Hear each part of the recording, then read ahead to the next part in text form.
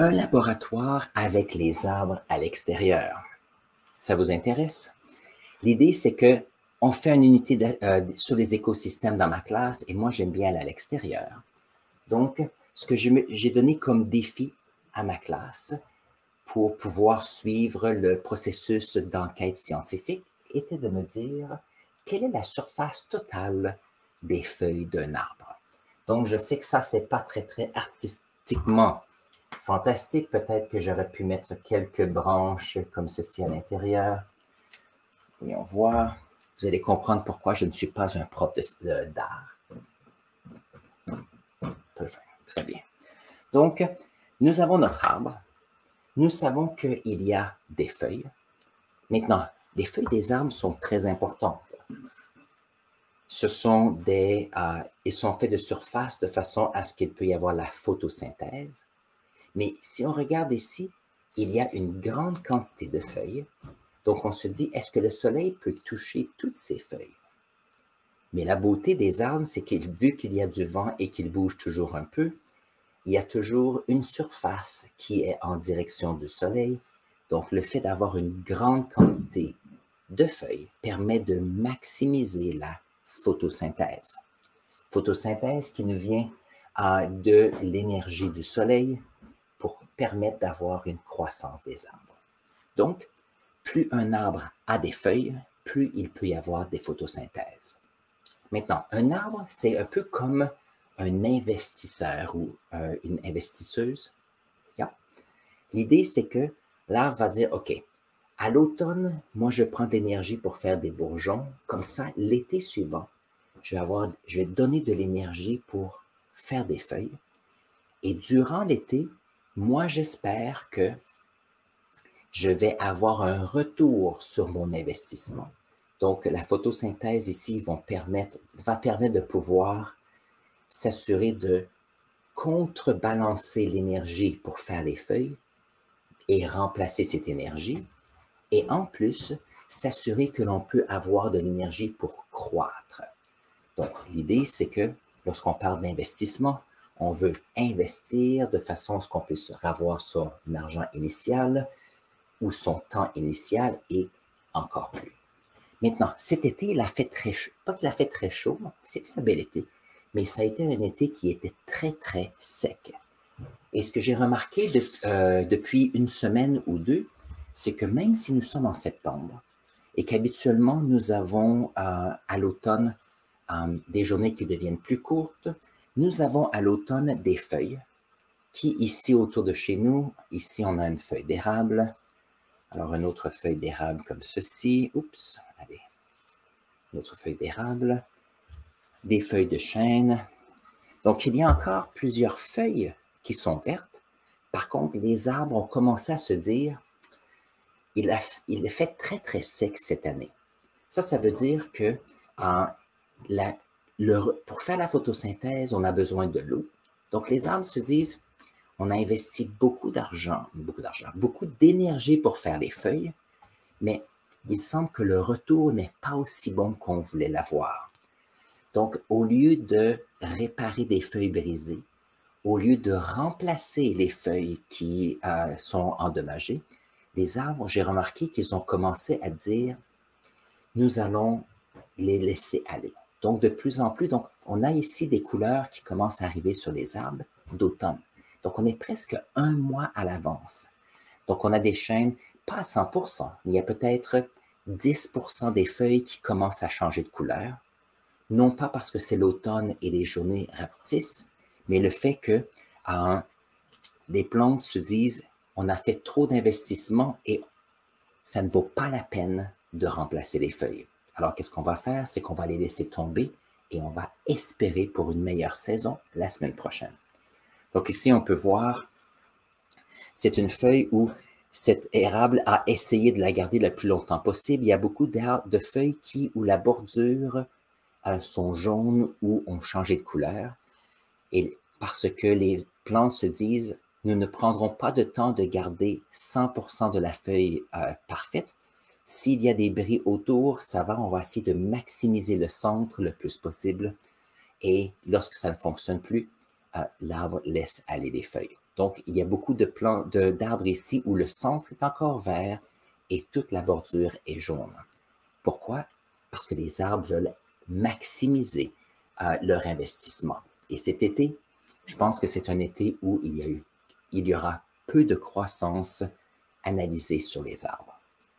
Sur cette feuille-ci, ce qui est intéressant, c'est que c'est une feuille qui semble parfaite. Alors, ce que l'arbre a fait, ça a décidé d'arrêter d'investir sur ce qu'on appelle les chloroplastes, ce qui fait que la feuille est verte, et de ne pas les remplacer. Donc, tant que ça fonctionne, ça va, et lorsque ça arrête de fonctionner, on arrête. Donc, il y a plusieurs feuilles où la bordure est rouge ici, et on peut voir que ça va jusqu'au centre où c'est plus protégé parce que c'est plus épais. Donc, en passant, le symbole du Canada, c'est toujours intéressant avec les feuilles rouges. Alors, pourquoi j'aime bien ces feuilles? Premièrement, c'est important de réaliser que notre environnement affecte les plantes. Ceci a un lien avec l'astronomie, parce que les raisons pourquoi on a des feuilles, c'est qu'il y a un soleil qui est une source d'énergie pour faire la photosynthèse. L'autre chose intéressante, c'est que ceci, c'est un peu comme des panneaux solaires. Donc, les humains, on a regardé des feuilles et on a dit, est-ce que c'est possible de prendre des idées des plantes et faire quelque chose de semblable? Et un panneau solaire, qu'est-ce que c'est? C'est une surface qui permet d'absorber l'énergie solaire pour faire de l'électricité. C'est intéressant. Alors, voyons voir.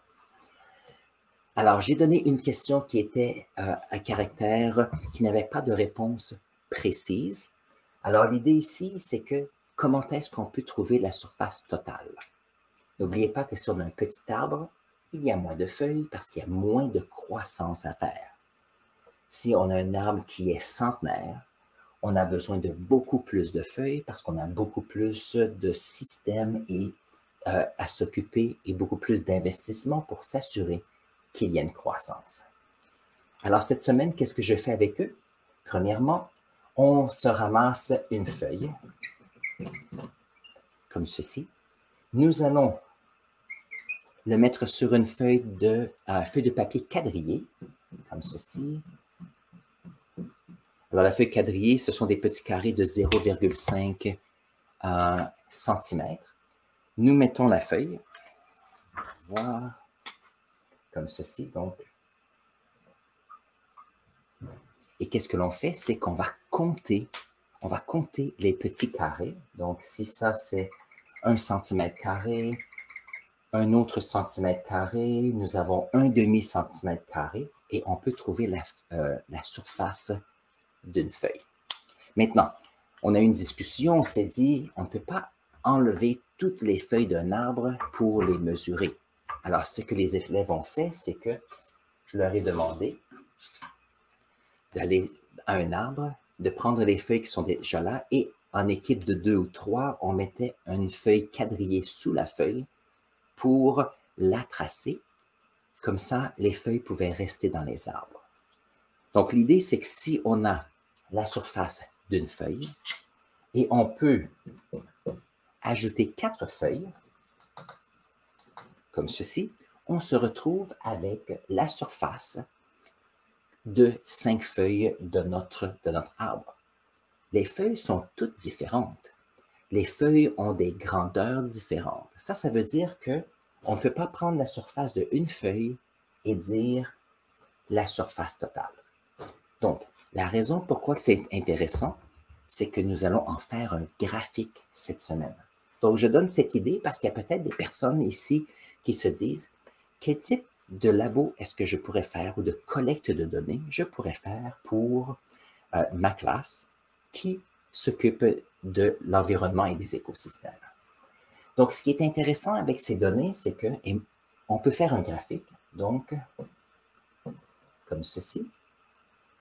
Si nous avons le nombre de feuilles, comme ceci est l'air total d'une feuille. Donc, si on a une feuille, on a une information sur le graphique.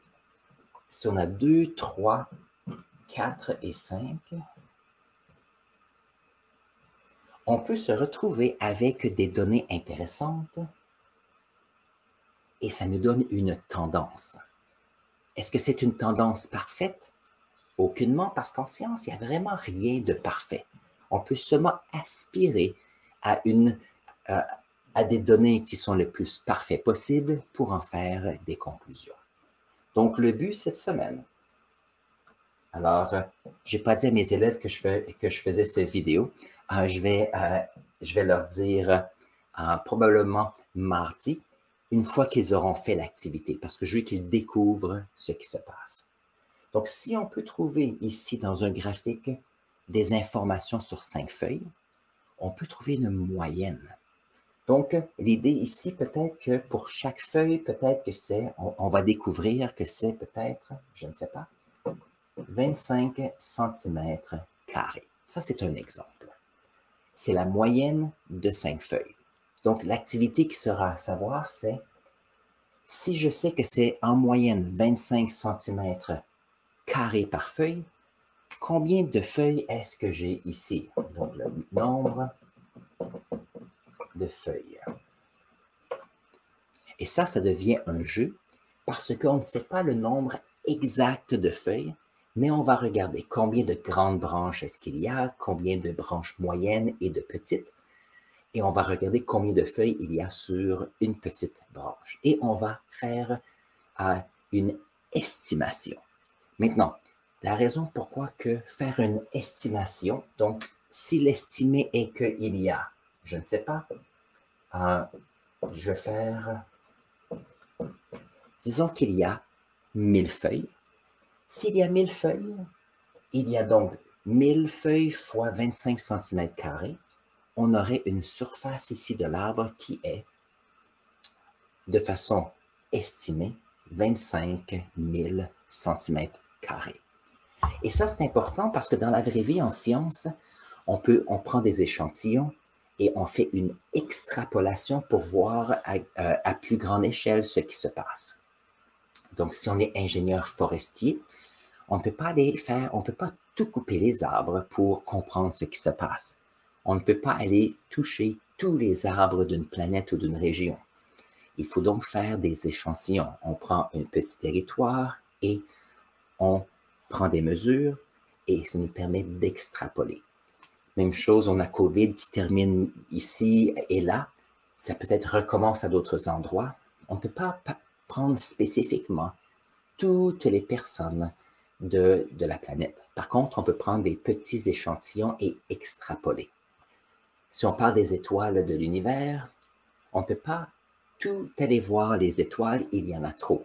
On va donc prendre quelques étoiles et en faire des modèles pour extrapoler ce qui se passe dans notre univers. Donc l'idée en science, c'est que puisqu'on ne peut pas tout faire, parce qu'on n'a pas le temps, on n'a pas les ressources, on n'a pas l'argent, on prend un petit échantillon et ça nous permet de pouvoir faire une extrapolation. Donc, ceci, c'est le nombre de feuilles. Quelqu'un qui parle d'électricité, on peut dire combien de panneaux solaires sont nécessaires pour donner une certaine quantité d'énergie à une région.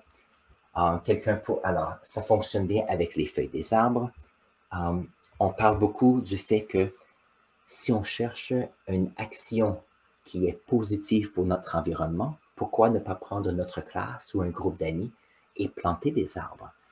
Peut-être notre communauté avoir, je ne sais pas, un arbre pour la communauté. Je sais que ma ville ici a quelques programmes où on peut donner des sous à la ville et en faisant une levée de fonds, et la ville achète un arbre souvent d'une assez grande grandeur et va le planter et met une plaque. Pourquoi un arbre? Pourquoi pas? C'est pas autant nous qui plantons un arbre qui va faire la différence, mais c'est si on en fait plusieurs, ce sont les années futures, les générations futures qui vont en profiter. Et c'est ça qu'il faut penser. Alors sur ce, c'est l'information que j'ai pour vous cette semaine et on va se voir samedi prochain pour une autre émission. Ça m'a fait plaisir d'être avec vous aujourd'hui et passe une belle semaine. Au revoir.